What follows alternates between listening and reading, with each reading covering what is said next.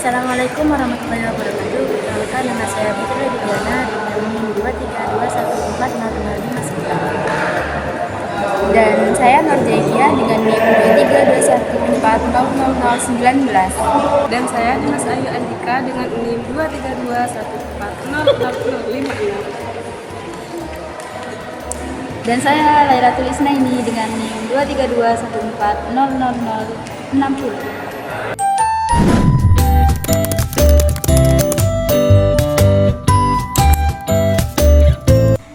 Baik, di sini saya akan menjelaskan sedikit pengertian tentang AI. AI, Artificial Intelligence atau kecerdasan buatan, adalah teknologi yang membuat komputer atau mesin yang mampu meniru kemampuan manusia seperti berpikir, belajar, memecahkan masalah, dan membuat keputusan. AI memungkinkan sistem bekerja secara otonom atau mandiri tanpa instruksi manusia untuk setiap langkahnya. Tujuan utama AI adalah untuk menciptakan mesin yang cerdas, yaitu mesin yang bisa berpikir logis, mengambil keputusan, beradaptasi dengan lingkungan, memahami bahasa dan suara manusia, serta belajar dari pengalaman sebelumnya.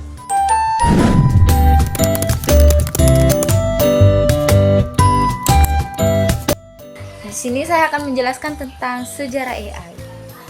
Akar sejarah AI sebelum tahun 1950. Jauh sebelum komputer ditemukan, manusia sudah membayangkan mesin yang bisa berpikir. Di zaman Yunani kuno, ada mitos seperti Talos, robot dari perunggu.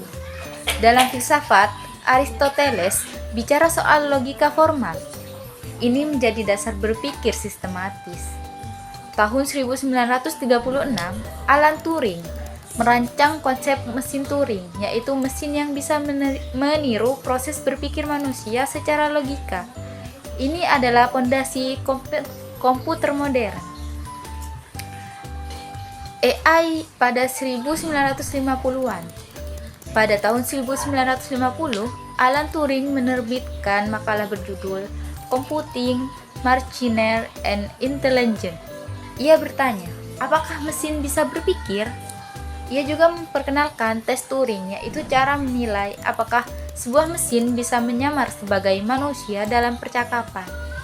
Tahun 1956, di konferensi Dartmouth, istilah AI pertama kali digunakan secara resmi oleh sekelompok ilmuwan.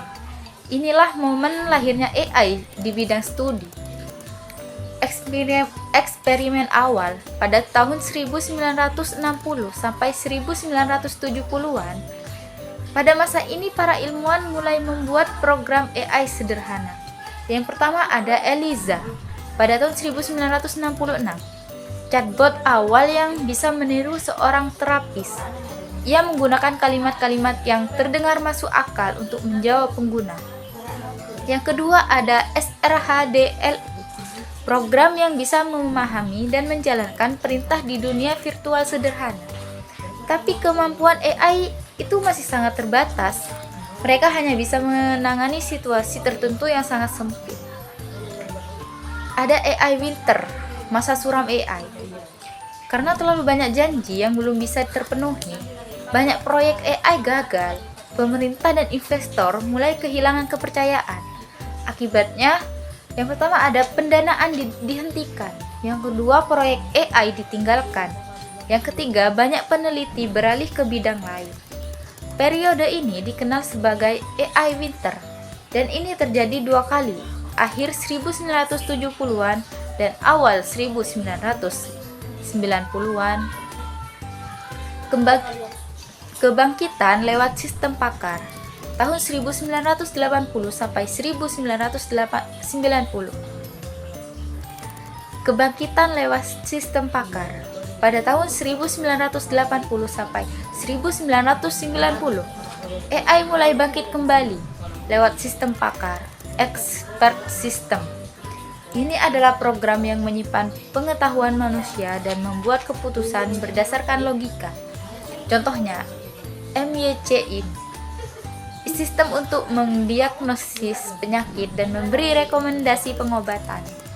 Dipakai di bisnis, keuangan, dan teknik. Tapi sistem pakar ini juga punya keterbatasan karena mereka tidak bisa belajar sendiri. Lalu pada tahun 2000 sampai 2010 itu era machine learning. Mulai tahun 2000 AI mengalami lompatan besar dengan munculnya machine learning atau ML. Apa itu ML? Sistem yang bisa belajar sendiri dari data tanpa diprogram secara detail. Contohnya yang pertama yaitu rekomendasi film di Netflix. Yang kedua ada pendeteksi spam di email. Yang ketiga ada aplikasi pengenal wajah. Machine learning membuka jalan ke aplikasi yang nyata yang bisa kita pakai setiap hari. Pada tahun 2010-an, revolusi deep learning. Deep learning adalah bagian dari machine learning menggunakan neural network, jaringan saraf tiruan, yang meniru cara kerja otak manusia. Hasilnya, AI bisa mengenali gambar, suara, dan bahasa dengan akurasi tinggi. Tahun 2016, AlphaGo dari Google DeepMind mengalahkan juara dunia permainan Go, sesuatu yang dianggap mustahil. AI mulai masuk ke kehidupan sehari-hari, asisten virtual, mobil tanpa sopir, kamera pintar, dan lain-lain. AI pada tahun 2020 sampai sekarang, itu AI generatif atau sampai sekarang. Kini kita berada di AI generatif, yaitu AI yang bisa menciptakan konten baru. Contohnya, ada ChatGPT, menulis teks, menjawab pertanyaan, membantu kerja. Ada DALL-E, membuat gambar dari perintah teks. Ada Suno dan Evelyn, bikin musik dan suara dengan AI. AI kini bukan hanya alat bantu, tapi juga mitra kreatif manusia.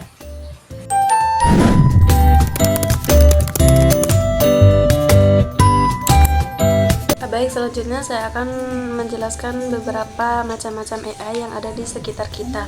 Yang pertama itu ada chatbot, di mana chatbot bisa menjawab pertanyaan dasar atau membantu kita mengarahkan pelanggan ke informasi yang mereka butuhkan secara otomatis.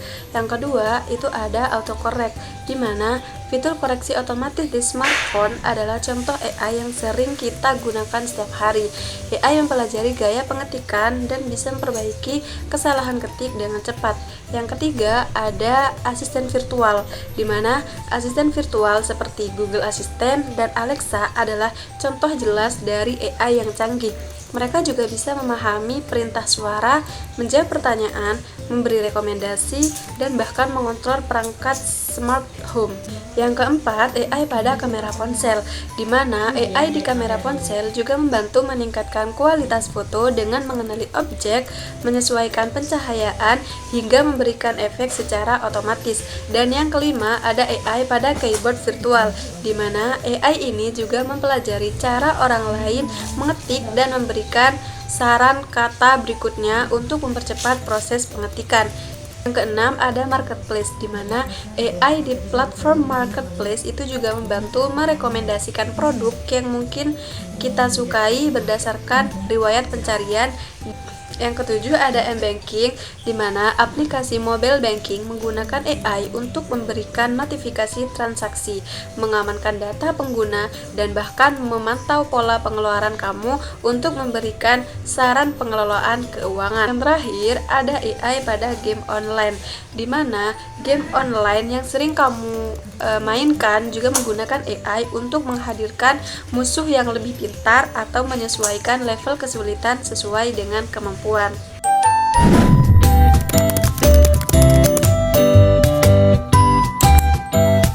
Baik, selanjutnya kita akan menjelaskan apa itu dampak positif AI dan dampak negatif AI. Nah, sebelum saya menjelaskan dampak negatif dan dampak positif AI, saya akan memberitahu dulu apa itu dampak positif dan dampak negatif. Nah, dampak positif sendiri itu adalah pengaruh baik atau manfaat dari suatu hal terhadap kehidupan kita, terhadap ke masyarakat, terhadap lingkungan kita.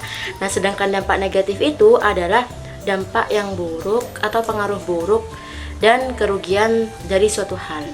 Selanjutnya saya akan memberikan dampak positif dari AI atau kecerdasan buatan, kayak kemudahan akses informasi. Maksudnya bagaimana? Nah, dengan adanya AI, dampak positifnya itu bisa membantu mencari informasi lebih cepat, bisa melalui Google, bisa melalui chatbot dan lain-lain. Yang kedua itu seperti peningkatan kesehatan. Maksudnya bagaimana? Maksudnya bisa digunakan dalam diagnosis medis, analisis penyakit, dan pengembangan obat. Selanjutnya saya akan memberikan contoh dampak negatif terhadap AI atau kecerdasan buatan, seperti kurangnya lapangan kerja. Maksudnya AI itu bisa menggantikan pekerjaan manusia di beberapa industri. Nah, jadi bisa memberikan dampak negatif yang kurang baik ya. Dan yang kedua itu seperti privasi dan keamanan. Maksudnya bagaimana data pengguna itu bisa disalahgunakan oleh AI. Contohnya kayak wajah kan bisa diganti dengan wajah-wajah orang tertentu. Nah, itu juga bisa merugikan terhadap pengguna-pengguna yang lain. Nah, mungkin itu saja.